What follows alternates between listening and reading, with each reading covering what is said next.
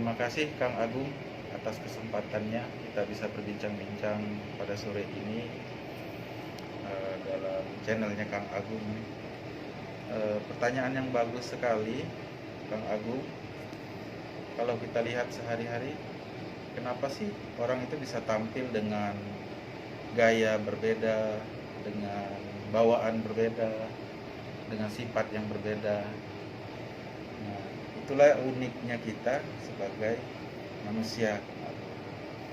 Jadi nggak ada orang, satu individu dengan individu lain itu memang nggak ada yang sama. Nah, dalam ilmu psikologi itu disebut dengan personality. Atau kalau dalam istilah umumnya bisa disebut sebagai kepribadian. Oh begitu ya dok ya. Jadi kepribadian itu menurut para ahli adalah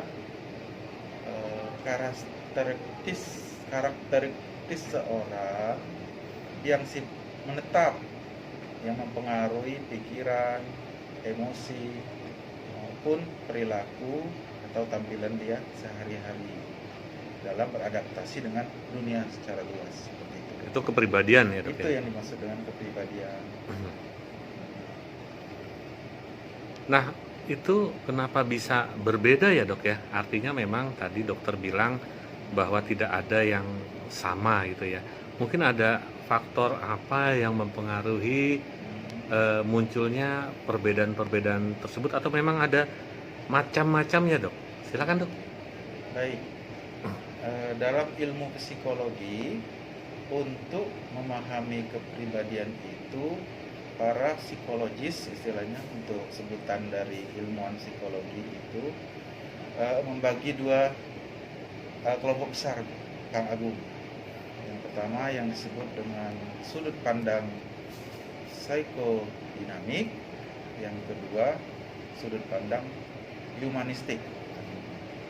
Nah, mungkin kita untuk pada kesempatan hari ini kita akan menjelaskan dalam sudut pandang psikodinamik dulu Kang Agung. Nanti pada saat-saat berikutnya kita akan melanjutkan lagi kalau memang Kang Agung masih kurang memahami atau pengen lebih lanjut.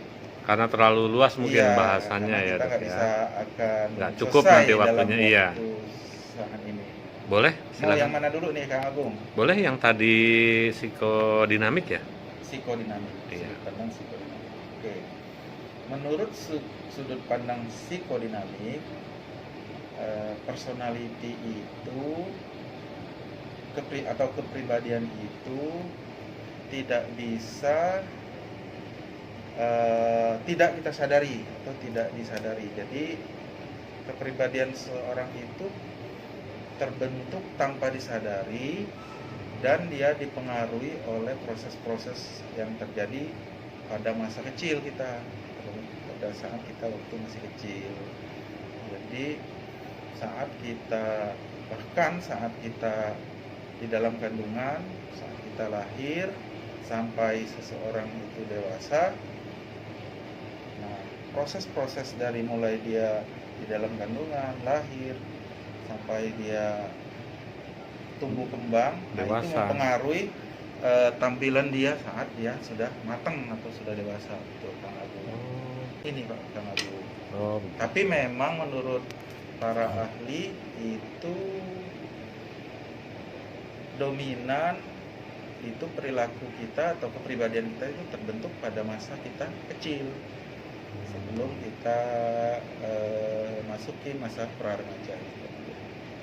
Mungkin bisa lebih diperjelas lagi dok, masa kecil itu usia berapa sih dok? Ya, jadi salah satu tokoh pribadian yang banyak dianut oleh kita saat ini adalah teori kepribadian menurut Sigmund Freud, Kang Agung. Sigmund Freud ya. Sigmund Freud itu membagi fase-fase dalam tahapan kehidupan manusia, Kang Agung. Ada fase oral, ada fase anal, ada fase sepal.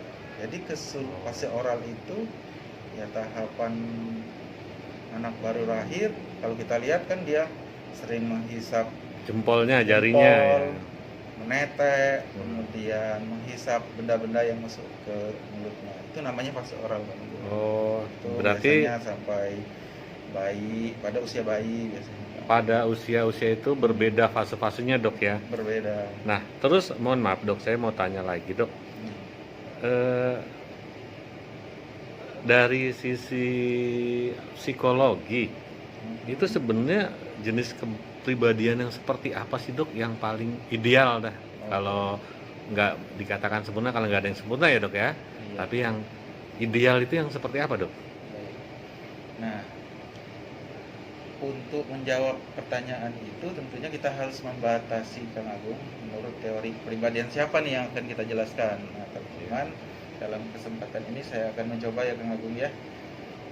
Ada kurang dari sudut pandang dua tadi ya, dua garis besar tadi, Iya. psikodinamik dan psikoanalisis, itu banyak tokoh-tokohnya Kang Agung. Nah, yang untuk biar teman-teman atau Kang Agung paham, saya akan mengangkat teori kepribadian menurut Freud tadi Kang Agung. Freud ya. Jadi menurut Freud itu struktur kepribadian manusia itu dibagi di dalam 3 Kang Agung. Yang pertama itu adalah id, disebut id. Yang kedua disebut ego. Yang ketiga, struktur yang ketiga itu super ego. Nah, untuk id itu dia sifatnya itu selalu mencari kesenangan Kang Agung.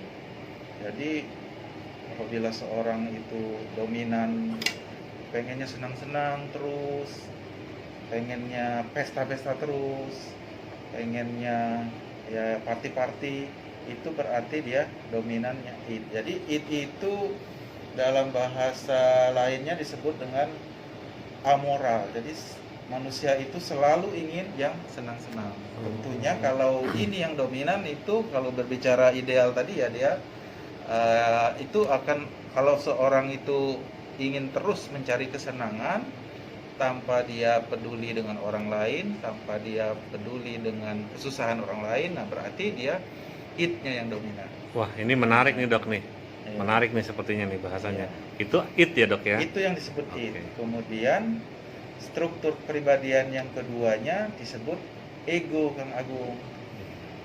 Jadi ego ini dia, kalau id tadi itu berbicara Kesenangan. amoral atau Amoral. kesenangan, selalu mencari kesenangan dalam kehidupannya. Kalau id ini dia melihat sesuatu itu dengan realitas seperti itu. Jadi dia bisa menimbang-nimbang, oh orang kalau kita selalu bersenang-senang, nanti dampaknya seperti apa sih yang terjadi pada diri saya atau orang lain, seperti itu. Jadi dia sebagai rem Kang Agung, sebagai rem untuk membatasi yang kesenangan-kesenangan tadi Kang Agung. Realistis dia ya? Iya, dia Sifatnya sifatnya realistis. realistis, bisa menilai situasi kondisi di dalam lingkungannya. Ketiga, kalau kita udah 2 ya tadi ya. Sudah 2 dok? Id, Iya, id, ego, Nah, dan menurut Freud, struktur kepribadian yang ketiga itu adalah super ego Kang Agung. Nah, apa itu super ego? Super ego itu bertolak belakang sekali dengan id. Kalau id dia tadi pengen yang happy terus, mencari kesenangan. Kalau super ego ini kebalikannya Kang Agung, dia lebih ke, atau yang tadi id itu amoral, kalau super ego ini moral. Misalnya dia, kalau orang, contohnya ya Kang Agung ya, kalau orang itu ada yang berbuat sesuatu sedikit saja yang salah, dia langsung, oh ini salah, ini tidak sesuai dengan tuntunan iya. agama, misalkan tidak sesuai dengan tuntunan moral yang berlaku di setempat, seperti itu. Nah, itu yang bergerak di situ adalah struktur kepribadian yang namanya super ego tadi Kang Agung. Oh, Jadi kalau orang maaf nih ngomongnya ya, kata orang awam nih misalkan, Iya. saya dalam tanda kutip nih selalu tampil sok suci kata orang awam ya Kang Agung. Nah itu berarti kalau orang menilai seorang itu sok suci, itu berarti orang yang diklaim sok suci itu sedang menampilkan super egonya. Super Kang Agung. egonya. Nah jadi kembali ke dinamika kepribadian tadi Kang Agung, untuk yang ideal itu seperti apa kan pertanyaan kita Iya, tadi betul. seperti itu. Jadi yang ideal itu ya komponen-komponen ego dan super ego ini harus sebanding Kang Agung. Seimbang ya. Seimbang. Jadi id-nya jangan terlalu dominan untuk mencari kesenangan-kesenangan terus kita ya. Kemudian super egonya juga jangan terlalu tinggi, akibatnya kita nanti akan dibilang orang sebagai orang yang sok suci tadi Kang Agung. Nah, untuk membuat dia jadi seimbang ada di tengah-tengah tadi, itulah peran namanya ego. Jadi ego itu sebenarnya beda dengan ego yang orang Maksud ya. maksud yang kita biasa dengar dari orang awam Kang Agung. Kalau kita dengar dari orang awam, ego itu selalu konotasinya negatif. Iya. Tapi Egois dalam, ya sana. iya, bukan, itu beda jauh dengan egois. Ini ego dalam artian struktur kepribadian. Memang struktur kepribadian itu menurut teori psikodinamik memang sifatnya dia sudah seperti itu Kang Agung. Jadi karena dia udah terbentuk dari kecil, artinya sudah permanen. Jadi kalau seorang dominannya mencari kesenangan, dia akan karakteristiknya seperti itu terus Kang Agung. Itu menurut Freud. Kalau dia dominan yang moralnya tinggi, ya dia akan kecenderungan mempertahankan kepribadian seperti itu Kang Agung. Tetapi tidak tertutup kemungkinan ini akan berubah Kang Agung dengan latihan-latihan. Bisa dirubah, ada kemungkinan dok ya? Kepribadian itu memang secara teorinya sulit diubah, tetapi tidak sangat rigid. Dia bisa juga diubah kalau kita ada kemauan untuk mengubah diri. Makanya dengan kita memahami, mempelajari struktur kepribadian manusia, kita bisa latihan sebenarnya dengan melihat realita dalam kehidupan. Oh, misalkan menurut keinginan norma-norma yang berlaku masyarakat itu yang idealnya seperti ini, ya kita berusaha dalam kehidupan kita dalam sehari-hari kita harus Menyesuaikan diri. Oke. Gitu. Jadi dalam pekerjaan juga seperti itu Kang Agung. Oke.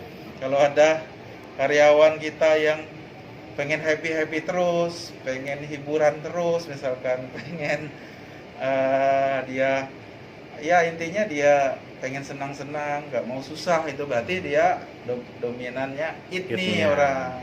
Jadi idealnya kita harus realistis nih, ketika senang kita bisa menyesuaikan bersenang-senang dengan ala kadarnya, ketika suatu saat kita perlu menyesuaikan diri dengan realita yang ada, kita harus bisa beradaptasi. Baik dok, mungkin nanti kita akan bahas lagi di lain kesempatan karena waktunya juga udah cukup panjang.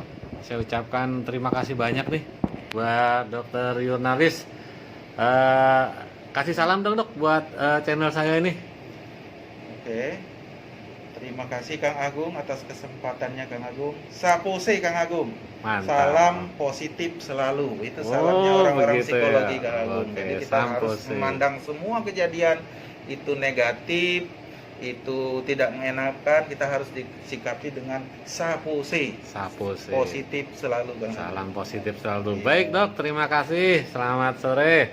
Assalamualaikum warahmatullahi wabarakatuh. Waalaikumsalam.